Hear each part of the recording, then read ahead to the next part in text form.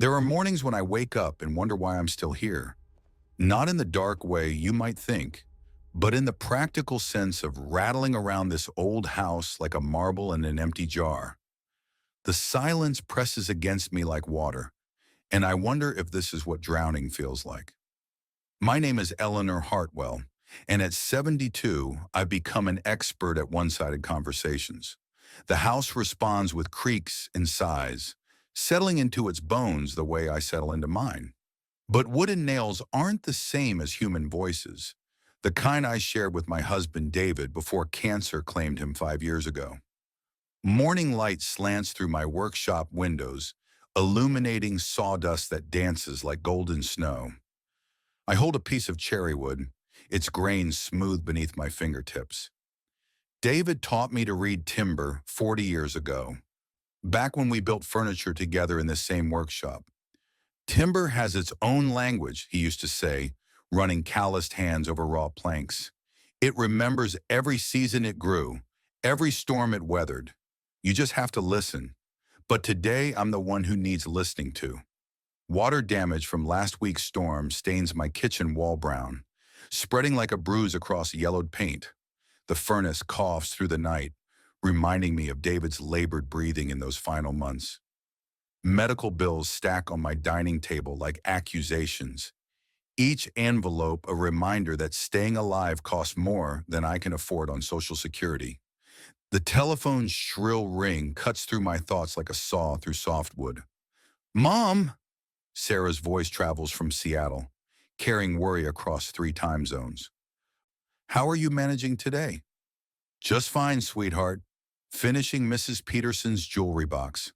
The lie comes easily, worn smooth by repetition. Silence stretches between us like a held breath. Then gently, Mom, Mrs. Peterson passed away 2 months ago. I stare at the half-completed box in my hands, its corners carefully mitred but unfinished. The distinction between remembering and pretending has blurred lately, watercolors bleeding into each other on wet paper. I know she did, but it seems wrong to leave her box unfinished. She paid for it, saved her money for months. My voice carries the weight of old promises, commitments that outlived the people who made them. Sarah's exhale travels through the phone line like wind through bare branches. We discussed this last week. The house is too much for you now. There's a wonderful assisted living community here in Seattle, and I'd be closer to you. I set the jewelry box down carefully, my fingers reluctant to release the familiar weight. But this place holds 40 years of marriage, Sarah. I can't just stuff that into a suitcase and pretend it never happened. The roof needs replacing. The furnace is failing. The medical bills alone are more than your monthly income. She's speaking mathematical truth, cold and unavoidable. Sarah inherited David's logical mind alongside his green eyes, but she also carries my stubborn heart, which makes our conversations feel like negotiations between competing truths. After hanging up, I sit in the kitchen holding a cup of tea that's gone cold while we talked. The house settles around me with the accumulated weight of decades. Every surface tells a story. The workshop stool where David spent countless evenings, the kitchen table we bought as newlyweds with wedding money, the living room where we planned our future and later grieved its shortening. That's when I notice it, tucked beneath yesterday's newspaper like a message waiting for the right moment. A bright yellow flyer announces an auction at Lockridge Storage. Abandoned units, everything must go, public welcome. David always wanted to attend one of these, convinced he'd discover rare wood or vintage tools hiding in forgotten corners. Real treasures don't announce themselves, he'd say, with a boyish enthusiasm that made me fall in love with him at 19. They wait patiently for the right person to recognize their worth. Something shifts inside my chest, the first stirring of purpose I've felt in months. Before I can second-guess myself or talk myself out of another foolish decision, I grab my coat and car keys. If you're listening to this from somewhere that holds deep memories for you, maybe a childhood home or a place where you built something meaningful with your own hands. I hope you understand the pull I felt toward that auction. Sometimes we need to leave familiar ground to rediscover why it matters, to remember who we were before loss made us forget. The Lockridge storage facility sprawls across 5 acres like a geometric maze, endless rows of metal buildings painted institutional beige. The auction occurs in the facility's farthest corner, where security lights flicker against the overcast November sky like dying stars. 7 people cluster near the first unit, breath visible in air sharp enough to sting exposed skin, hands buried deep in coat pockets. The auctioneer is a weathered man whose hands move with the practiced efficiency of someone who measures value quickly and moves on. Unit after unit reveals the predictable debris of interrupted lives. Box springs and Christmas decorations that promise joy, exercise equipment that promise transformation, books whose wisdom nobody claimed when the rent stopped coming. The bidders know each other, dealers who flip storage contents for modest profit. They calculate with experienced eyes, weighing investment against potential return, speaking in the shorthand of people who understand that one person's discarded life becomes another's opportunity. Unit 114 stops everyone cold. This particular unit has remained sealed for 8 years, the auctioneer announces, wrestling with a door that seems reluctant to reveal its secrets. Rent payments arrive punctually, always on time, until approximately 6 months ago when they ceased entirely. When the metal door finally yields, protesting with rusty squeaks, collective silence replaces the auction's steady chatter. An enormous wooden crate dominates the space, easily 6 feet wide and 4 feet tall. It sits like a monument to craftsmanship, its presence so commanding that everything else, scattered hand tools, plastic storage containers, folding chairs, becomes irrelevant background noise. Full disclosure, folks, the auctioneer continues, his voice carrying new respect. We attempted moving this crate during our annual safety inspection. According to our equipment, it weighs approximately 800 pounds and hasn't shifted so much as an inch.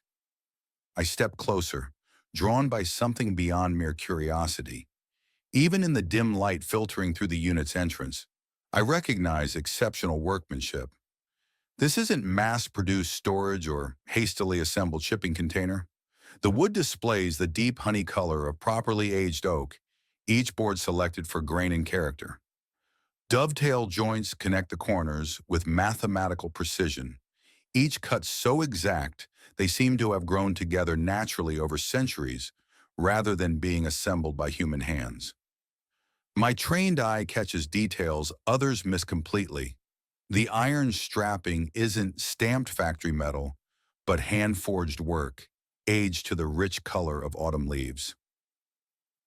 Square-headed nails secure the lid in a pattern of 40 total, 12 on each long side, 8 on each short side, each one driven with the absolute confidence of someone who understood their craft completely. This isn't just storage, it's a masterpiece hiding in plain sight. Opening bid $300, the auctioneer calls, his voice echoing off metal walls. The dealers shift uncomfortably, calculating risk against unknown reward. $300 for something they can't move, containing contents they can't identify, represents significant financial exposure in their world of careful margins. Silence expands like ripples on still water, growing wider and more uncomfortable with each passing second. My hand rises without conscious decision, moved by instinct older than logic. 300 to bidder 12. Do I hear 350? A man in a faded John Deere cap raises his paddle tentatively, testing the waters rather than diving in. I bid 400, my voice steadier than my pulse, surprising myself with its clarity. He withdraws immediately, shaking his head. The others remain motionless as statues. The gavel falls with the finality of a closing door. Sold to number 12. As I complete paperwork with hands that shake slightly, the facility manager approaches with obvious concern etched across his weathered features. Ma'am, I feel obligated to mention that we had that crate professionally weighed for insurance purposes a couple years back. 800 pounds exactly, and that's accounting for all the empty space you can see around it. Whatever's packed inside has the density of concrete blocks. Walking back to Unit 114, receipt and new padlock clutched in my hand, I consider what I've just purchased.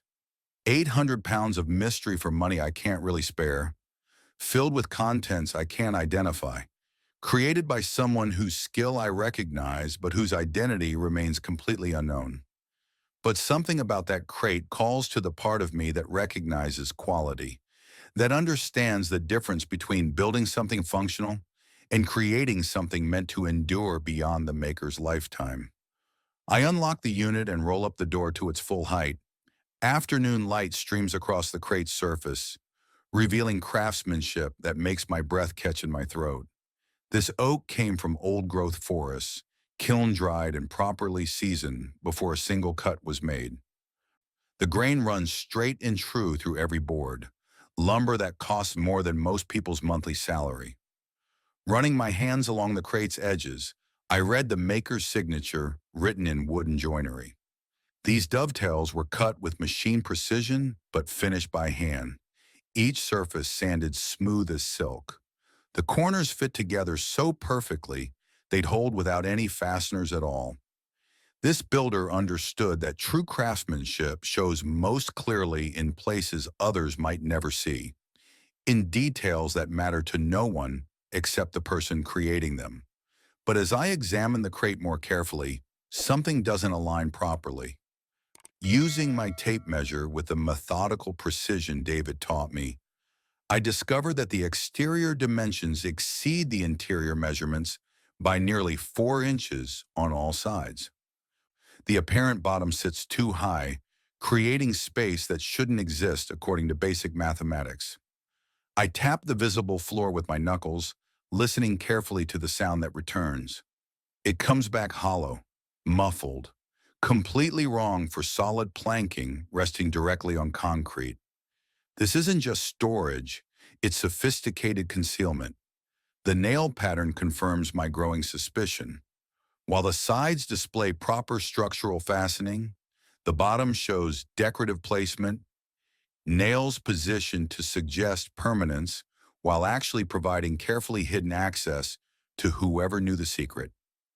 Working carefully with my pry bar, applying pressure with the patience David taught me, I locate the release mechanism.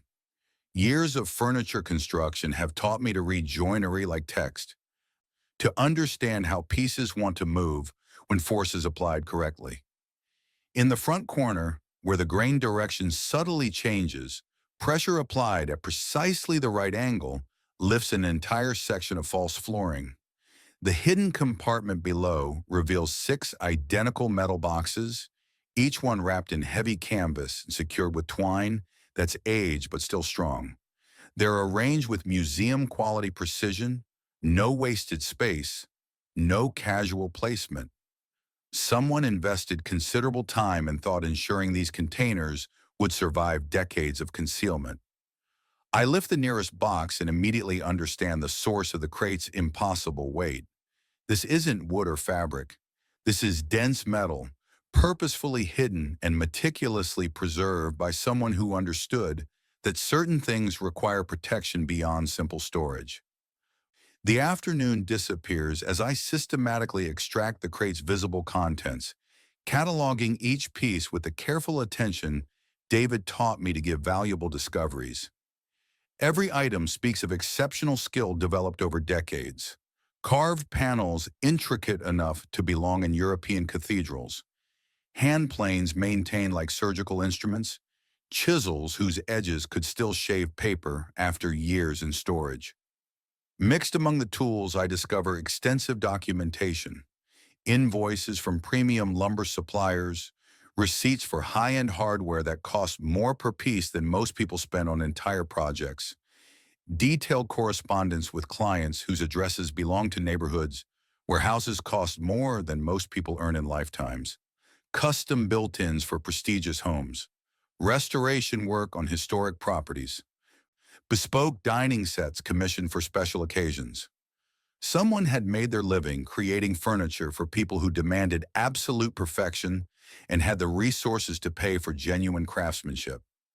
A faded photograph tucked carefully between two cabinet doors shows a man in his 60s standing beside a completed dining set that gleams like liquid mahogany. His posture radiates the quiet pride of work completed exactly right. One weathered hand resting on polished wood, the other holding a cigarette. His face carries the particular look of someone who worked with their hands for decades, understanding materials in ways that can't be taught from books. On the photograph's reverse, careful handwriting notes. Final delivery, March 1999. Project completed satisfactorily. No client name, no location information, just simple documentation of work finished according to exacting standards. But the 6 metal boxes remain unopened, patient as sleeping predators waiting for the right moment to reveal their secrets. Have you ever discovered something that felt like it was meant specifically for you to find? Something that changed your understanding of your own life in ways you couldn't have predicted? Share your story in the comments below. These moments of recognition have a way of connecting us across time and space in the most unexpected ways. By evening, I've transported everything manageable to my home workshop, making multiple careful trips to ensure nothing gets damaged in transit. The carved panels glow under my work lights like stained glass windows, their detail almost supernatural in its precision. Whoever created these pieces understood wood at a molecular level, coaxing impossible delicacy from material most people consider merely functional. But the 6 metal boxes wait in my garage like questions demanding answers, patient as sleeping cats but somehow more ominous. Opening them feels like crossing a boundary from innocent discovery into deliberate intrusion. Whatever someone hid with such elaborate care, they clearly expected it to remain hidden indefinitely. I choose the smallest box and carry it to my kitchen table, setting it down gently on a towel to protect the wood surface. The lock mechanism is sophisticated, requiring a key with an unusual profile that suggests European engineering. But examining the crate's interior panels with renewed attention reveals what I missed during my initial excitement. One section of carved vine pattern contains an indentation slightly deeper than purely decorative carving would require. When I press it gently, testing my theory, it yields with a barely audible click. A hidden compartment opens like a secret drawer, revealing a thin metal key shaped with the precise tolerances required for the box's locks. The key slides into the mechanism with the satisfying precision of German engineering. When turned, internal springs release with a sound like a sigh of relief, as if the lock had been holding its breath for years. The lid opens to reveal documents wrapped in oiled paper, currency bundled with rubber bands that have maintained their elasticity despite age, and a velvet pouch containing what appears to be a gold pocket watch. Everything arranged with the same meticulous care that marked every aspect of the crate's construction. The first document is a handwritten letter in the same careful script I've been seeing throughout this discovery. To whoever finds this collection, I sincerely hope you understand that I never intended harm to anyone. My work satisfied clients honestly. My reputation was earned through decades of quality craftsmanship. But sometimes circumstances force choices between personal survival and adherence to principle. The signature reads Franklin Webb, Custom Woodworking, dated exactly 3 years prior to this discovery. Franklin Webb. Finally, the master craftsman has a name and identity. The remaining boxes systematically tell Franklin's complete story through carefully preserved evidence. Bank statements document steady, substantial income from furniture commissions throughout the 1980s and 1990s. Purchase receipts show significant investments in premium tools and exotic materials. Photographs capture beautiful custom pieces installed in magnificent homes owned by people whose names I recognize from newspaper society pages. But other documents reveal a much darker narrative developing beneath the surface success. Legal correspondence with attorneys specializing in criminal defense, copies of official government forms related to construction oversight, handwritten notes referencing conversations about keeping quiet and doing what's morally right, and protecting innocent people. A newspaper clipping, carefully preserved in plastic, discusses a major scandal involving city officials accused of accepting substantial bribes from construction companies in exchange for approving substandard work in low-income housing projects. The picture emerging isn't of criminality on Franklin's part, but of someone accidentally caught between competing definitions of right and wrong. Franklin Webb appears to have witnessed systematic corruption, possessed evidence that could destroy powerful people's careers, and faced enormous pressure to remain silent about what he knew. The final box contains an envelope marked "Emergency Instructions, open only if something happens to me." Inside, a longer letter explains in detail that Franklin had been hired to create custom cabinetry for a prominent city official's home renovation project. During installation work that took several weeks, he overheard numerous conversations and observed documents that proved officials were systematically accepting payments for approving dangerous construction work in housing projects where poor families lived. "I'm not a particularly brave man," the letter reads in Franklin's careful handwriting, "but I'm not a dishonest one either. I've preserved what evidence I could gather safely, hoping that someone eventually will have the courage that I seem to lack in this situation." The letter is dated exactly 6 months ago, precisely when the storage facility payments ceased arriving. The clock chimes midnight as I sit surrounded by Franklin Webb's carefully preserved life, spread across my dining table like pieces of a puzzle that finally makes sense. The money alone represents substantial value, certainly enough to repair my deteriorating roof and modernize my outdated workshop equipment, and maybe even take that trip to Ireland that David always talked about, but never quite managed to arrange. But the real treasure isn't financial. It's the profound recognition of kinship with someone who understood that true craftsmanship transcends mere commerce, that work done with genuine integrity carries value that extends far beyond whatever the market decides it's worth. But Franklin's story obviously remains unfinished. Someone needs to know what happened to him, and someone needs to ensure his painstakingly gathered evidence doesn't disappear into the same silence that apparently claimed his life. The next morning brings an unexpected phone call that makes my heart race before I even answer. The voice is carefully measured, professional, carrying just enough caution to suggest delicate subject matter. "Mrs. Hartwell, my name is Robert Chen. I understand you recently purchased storage unit 114 from Lockridge Storage Facility. I'm hoping we might be able to discuss what you discovered there." My pulse quickens instinctively. "Who exactly are you, and how do you know what I found?" "I'm a private investigator hired by the Webb family. Franklin Webb has been missing for over a year now, and we've been systematically tracking storage facilities he might have used for preserving important materials." The mysterious watcher who had been observing my house wasn't a threat, but a professional investigator trying to solve the exact same puzzle I'd accidentally stumbled into. "You're the man who's been watching my house, asking questions about storage unit contents. I sincerely apologize for causing you any alarm.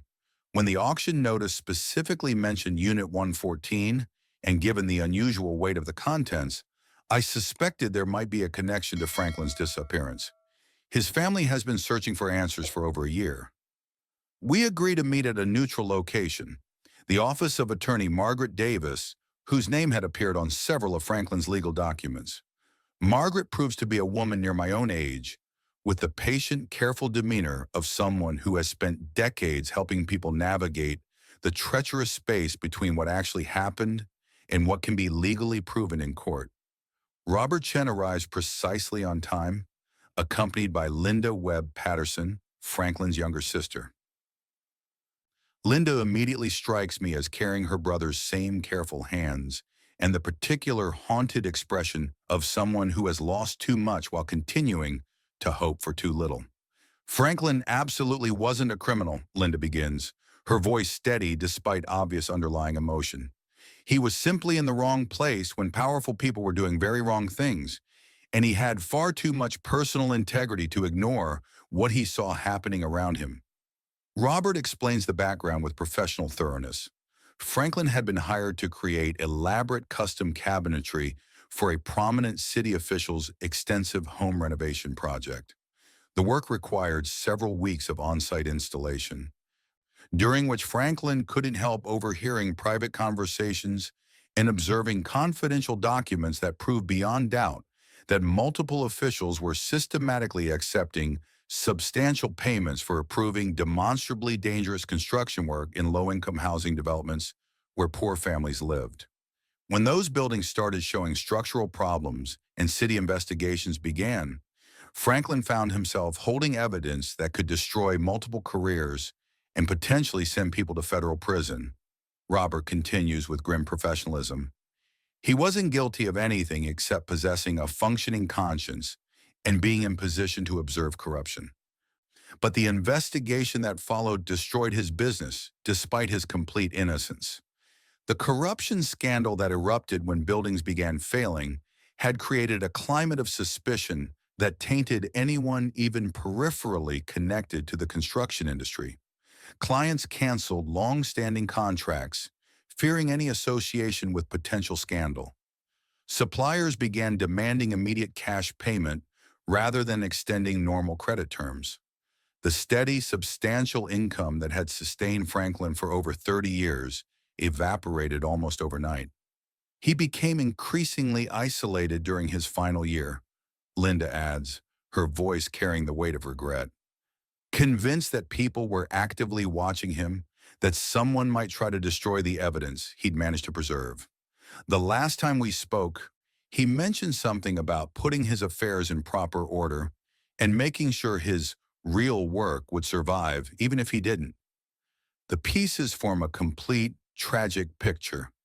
Franklin had spent his remaining time methodically preparing his life work for long-term preservation, anticipating that he might not survive to protect it personally. We believe he died of natural causes, Robert says with gentle professionalism. His health had been deteriorating for years under the stress, and he'd been avoiding medical care out of paranoia about being tracked. But by the time we managed to locate his final residence, his workshop contents had completely vanished, until my accidental discovery at the storage auction. Margaret explains my legal position with crystal clarity. Everything in Unit 114 belongs to me completely and legitimately.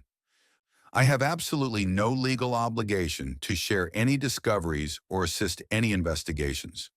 But as David used to say, legal right and moral responsibility often point in different directions, and the choice between them reveals character more clearly than any other decision we make.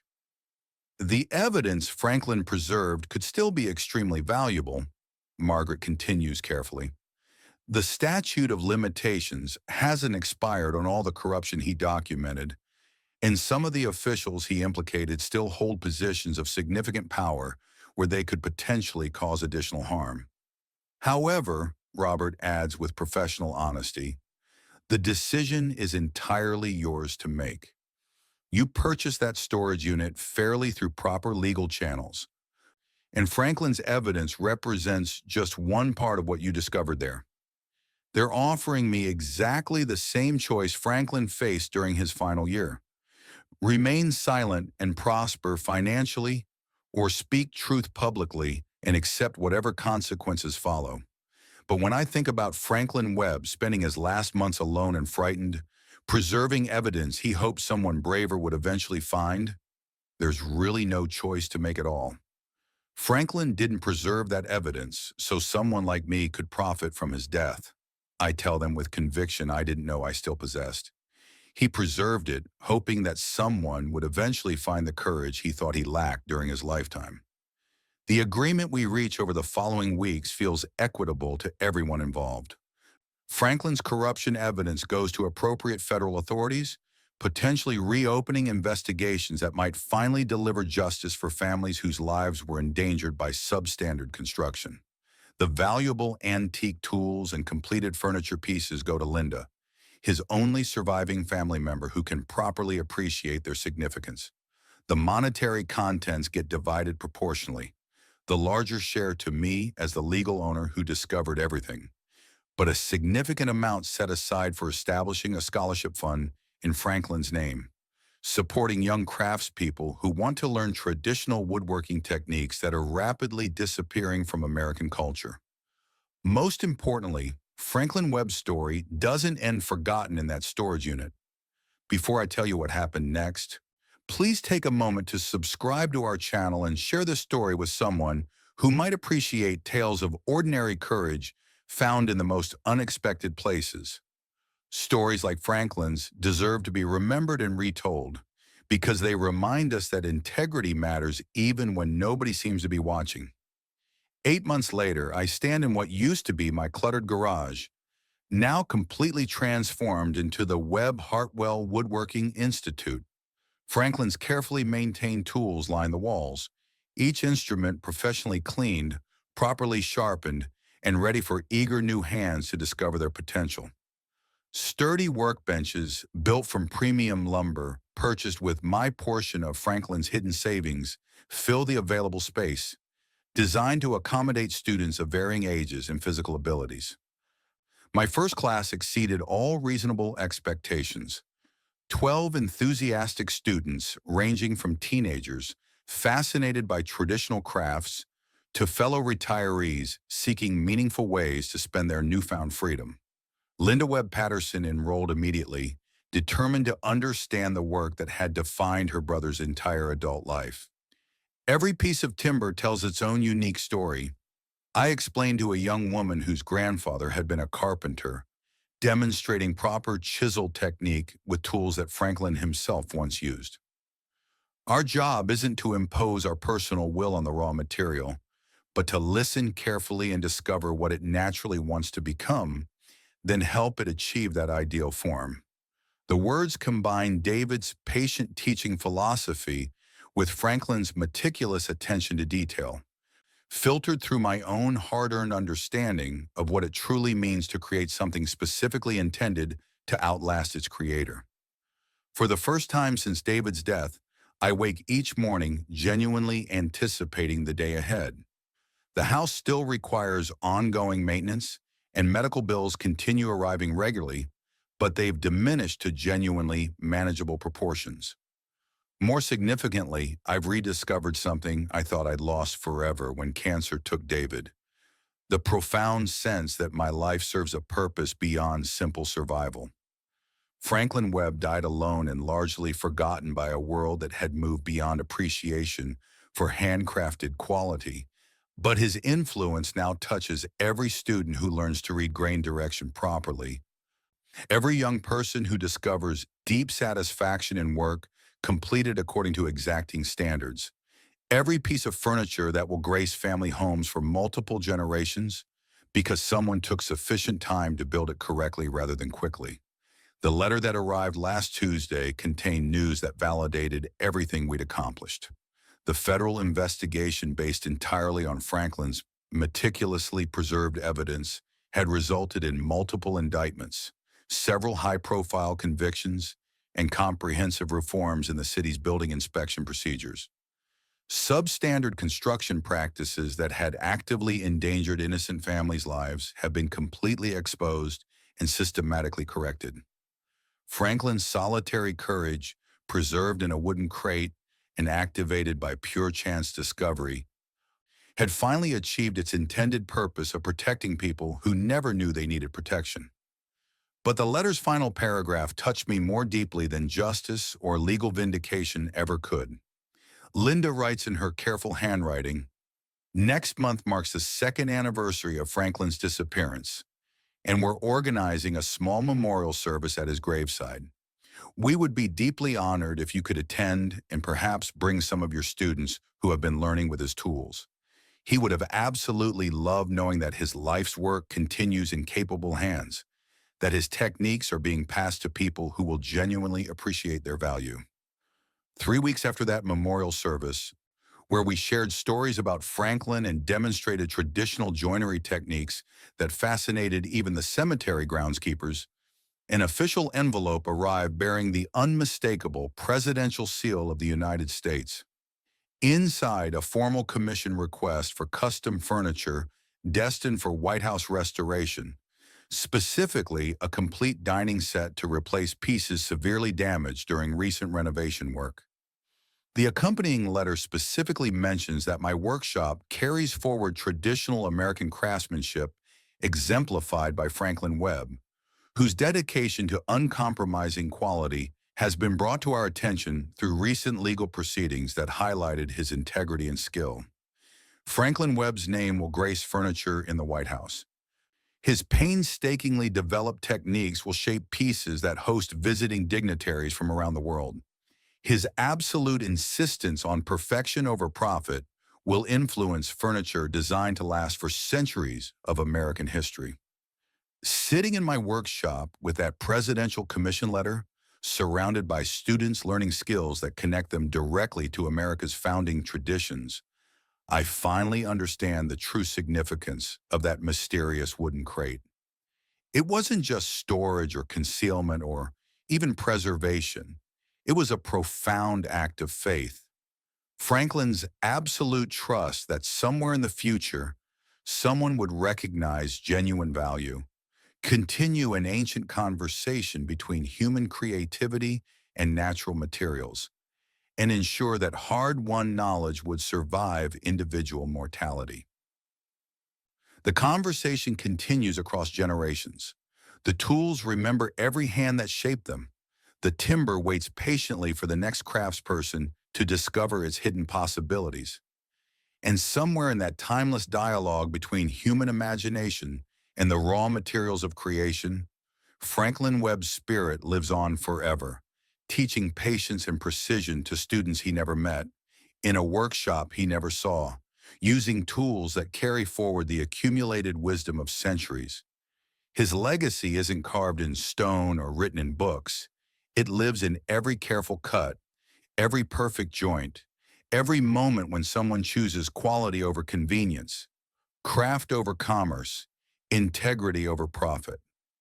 That's the real treasure hidden in Storage Unit 114, not gold or silver, but the priceless knowledge that individual choices matter profoundly, that courage appears in the most unexpected places, and that ordinary people can create extraordinary legacies simply by refusing to compromise on what they know to be right. Franklin Webb thought he had failed, but he succeeded beyond his wildest imagination. His story reminds us that we are all custodians of something valuable, all teachers whether we realize it or not, all part of conversations that began long before our birth and will continue long after our departure. The wood remembers, the conversation continues, and the mystery of what one dedicated craftsman can accomplish echoes through every workshop where quality still matters more than speed, where patience triumphs over pressure, where human hands still shape lasting beauty from raw materials and infinite possibility.